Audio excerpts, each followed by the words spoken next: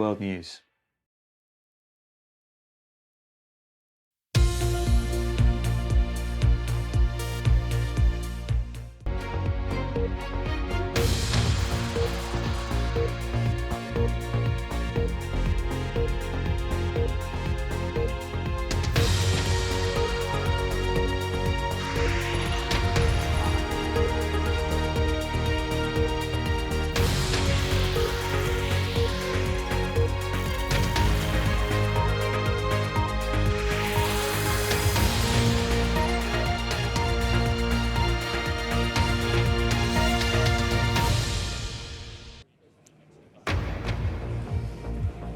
This is BBC News. I'm Shaun Ley, live from Downing Street, at the heart of British politics, where Rishi Sunak will today take over as the British Prime Minister. Mr Sunak will have an audience with King Charles at Buckingham Palace later in the morning and will address the nation from just behind me outside the door of number 10 a little later. We now need stability and unity, and I will make it my utmost priority to bring our party and our country together.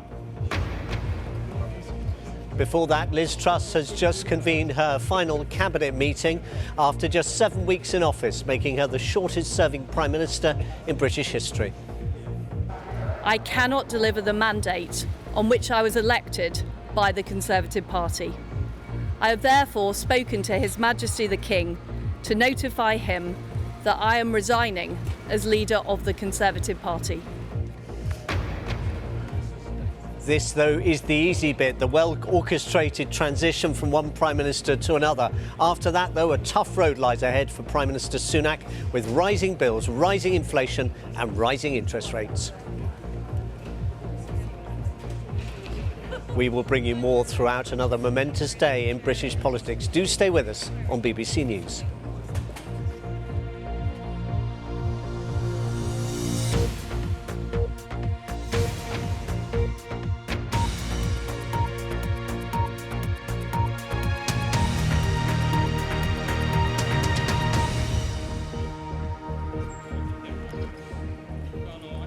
Well, it has been positions between two Prime Ministers in a matter of months. A busy summer, a long contest to decide who would become the leader of the Conservative Party, the ruling party in the UK at the moment. They've been in office, first with coalition partners, then on their own, for 12 years. Been in office, first with coalition partners, then on their own, for 12 years.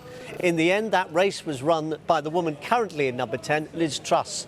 And she beat Rishi Sunak, the man who will now succeed her after just 7 weeks, after a disastrous budget was poorly received by the markets and a political crisis ensued. Mr Sunak will be the first British Asian to make it to number 10 Downing Street, and at 42 he becomes the youngest Prime Minister for more than 200 years since the appropriately named Pitt the Younger. Let's take you through what you can expect during the course of this morning. Liz Truss is currently holding a cabinet meeting inside number 10, the last of the current meeting of cabinet ministers, all of whom were only appointed about 6 weeks ago, many of whom will not be in any job by the end of today. She'll make a statement outside number 10 at around 10:15. And she carries out the short journey to Downing Street. It's about kind of less than a mile, and it's a lovely walk, but I suspect she's going to be doing it in the ministerial car, and you can hardly blame her. It's the last time she will be in one for now. We will doubtless see that journey from the skies and watch as it appears at Buckingham Palace, and there she will have an audience with the King. The King will ask her advice who to appoint as Prime Minister. We expect her to say Rishi Sunak. That will be the Constitutional Convention.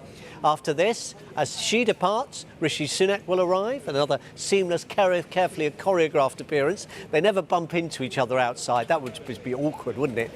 He'll be invited to form a government by the King. He's likely to say yes. Then he's back to Downing Street, and the new Prime Minister will address the nation at around 11:35 from his new podium, a bespoke podium. Apparently, I didn't know this until today. Prime Ministers get their own podium, which is adjusted according to their height so that the microphone is in exactly the right place.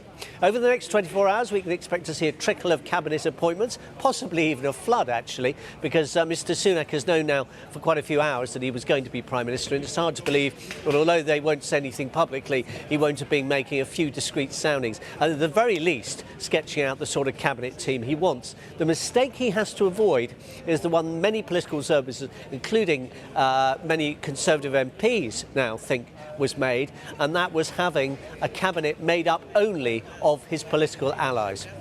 Well, in a moment, I'll be joined in Downing Street by Chief Political Correspondent Nick Eardley. First, though, let's hear from David Wallace-Lockhart.